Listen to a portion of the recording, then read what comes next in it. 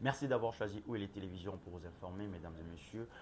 Bienvenue à ce journal hebdomadaire qui fait le point sur toutes les actualités suivies le long de la semaine sur Où est les télévisions. Débutons ce journal avec la présidence ou le président de la République démocratique du Congo, Félix Antoine Tshisekedi Tshilombo, le magistrat suprême, a reçu ce mercredi 31 août au Palais de la Nation, conformément à la Constitution, le serment du haut magistrat de l'ordre judiciaire et de l'ordre administratif au cours d'une cérémonie organisée à cette occasion. Suivez. Il s'agit des hauts magistrats de la Cour de cassation et ceux du Conseil d'État, nommés par ordonnance présidentielle le 30 juillet 2022, ainsi que les magistrats de siège, membres de la Cour de compte, nommés également par ordonnance présidentielle le 27 juin 2022. Ces hauts magistrats de l'ordre judiciaire et ceux de l'ordre administratif ont juré devant le magistrat suprême de respecter la Constitution et les lois de la République démocratique du Congo et de remplir loyalement et fidèlement, avec honneur et dignité, les fonctions qui leur sont confiées. Le président de la République a pris acte de leur prestation de serment et les a félicités. Chacun des assermentés a ensuite signé le procès-verbal de sa prestation de serment devant le directeur de cabinet du chef de l'État.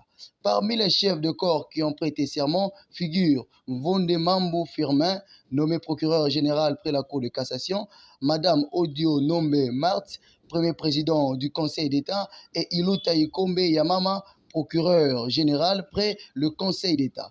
Les magistrats civils de siège conseillers à la Cour de cassation, le premier avocat général près la Cour de cassation, les avocats généraux près la Cour de cassation, le président du Conseil d'État, les conseillers au Conseil d'État, les avocats généraux près le Conseil d'État et les membres de la Cour des comptes ont prêté serment également devant le magistrat suprême. Le Premier ministre Jean-Michel Sama Lukonde, qui est quelques membres du gouvernement, des officiers supérieurs, des FRDC et de la PNC ont assisté à cette cérémonie. La cérémonie s'est clôturée avec une photo de famille du chef de l'État avec les assermentés. Changeons de chapitre pour parler de la CENI. Le président de la Commission électorale nationale indépendante, Denis Kadima Kazadi, a expliqué aux étudiants de l'université Simo Kimbangu les avancées significatives du processus électoral au cours dans les pays. C'était au cours d'une conférence débat organisée ce jeudi 1er septembre à l'ère d'intention dans la commune de Kassavubu. Reportage. CENI a justifié ces avancées du processus électoral par de différentes réalisations, notamment l'actualisation de la cartographie de centres d'inscription des électeurs. Cette opération a permis de mobiliser près de 9000 agents en vue de rapprocher le centre d'inscription des électeurs, a-t-il dit.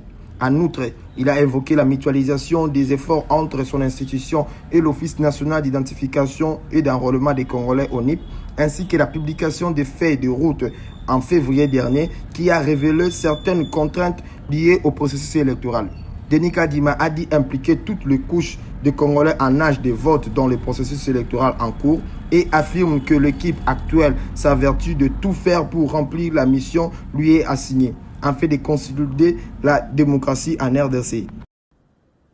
Quittons ce chapitre pour parler de la diversification de l'économie en RDC. Le ministre du Plan, Christian Mwando, a plaidé pour la relance de l'agriculture en RDC lors des assises du 8e conférence internationale de Tokyo sur le développement de l'Afrique, tenue à Tunis en date du 27 au 28 août. Pour ces membres du gouvernement en charge du plan, la relance du secteur agricole congolais dépend de certains préalables, dont le désenclavement de l'arrière-pays et de la mise à niveau des variétés culturelles. Christian Mwando Simba a proposé que les paysans congolais soient encadrés afin de bénéficier de nouvelles technologies sur le plan agricole. Je cite, la question des infrastructures est importante pour résoudre celle de la diversification de l'économie qui, à mon sens, avec la crise ukrainienne et celle causée par la COVID-19, pourrait permettre de ne pas tomber dans la famine, a prévenu le ministre du Plan. Pour Christian Mwando Simba, la diversification de l'économie congolaise va favoriser sa résilience à travers le pays. En avril dernier, le ministre congolais du Plan avait annoncé le gel de la taxe sur la valeur ajoutée, TVA en sigle, sur certains produits de première nécessité afin d'obtenir la baisse des prix sur le marché. Parlons sécurité à présent. 22 personnes, dont 13 civils et 9 combattants rebelles, ont trouvé la mort lors des affrontements entre l'armée congolaise et les assaillants. Un affrontement qui a duré 2 jours entre mardi 30 août et mercredi 31 août dans une cité minière à 85 km au nord de Bunia, dans le territoire de Djougou à l'Itourie. Les civils tués sont essentiellement des orpailleurs. 4 autres civils ont été blessés lors des affrontements, rapportent les sources locales. Les FARDC ont tué 8 milices de la Codeco, dont le commandant des opérations de cette milice, et 11 autres combattants ont été blessés. Du côté de l'armée, on compte un mort, affirme le même source à la radio Okapi. On signale également les importants dégâts matériels. Environ 60 maisons et boutiques incendiées et le commissariat de la police saccagé. Toute la commune de Mongwala sous contrôle de l'armée depuis mercredi soir. Celle-ci poursuit les patrouilles dans cette entité minière, confirme le même source. Le milicier de la Codeco s'est introduit mardi vers 11 h dans les 3 quartiers de Mongwala. Ils ont occupé ces coins jusqu'à la tombée de la nuit, avant d'être repoussés par l'armée à Printemps. Le combat a repris mercredi matin entre les deux parties, on dirait environ 5 heures. Après cette défaite, l'armée de Codeco se sont retirés dans le bastion à Brésil, Diguen, Ambou, ajoute le même source. L'armée poursuit toutefois les opérations de ratissage de la région. Toujours dans le même registre, la rentrée scolaire 2022-2023 prévue pour le lundi 5 septembre sur l'ensemble de la RDC ne sera pas effective à Kwamoutou en raison de l'insécurité à la suite du conflit interethnique entre Teke et Yaka qui sème la terreur dans la partie. Reportage.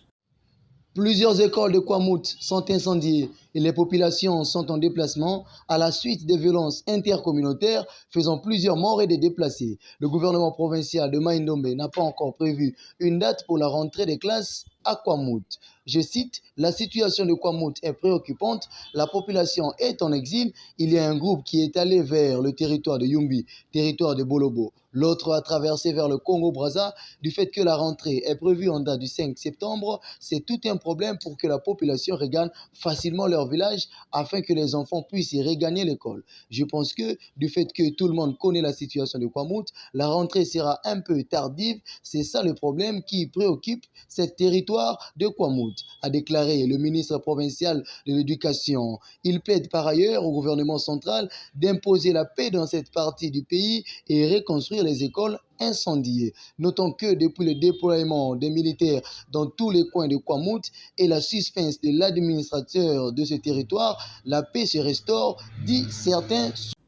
Chutons avec le sport. Les états généraux des sports ont ouvert leurs portes le lundi 29 août dans la cité de Kisantu, Congo central. Ces forums de Kisantu se proposent notamment de redresser et relancer les sports congolais après plusieurs années de léthargie. Suivez. Approchés par la rédaction OLE TV, les amateurs du sport congolais font savoir que l'organisation des états généraux des sports est une bonne initiative de la part du gouvernement.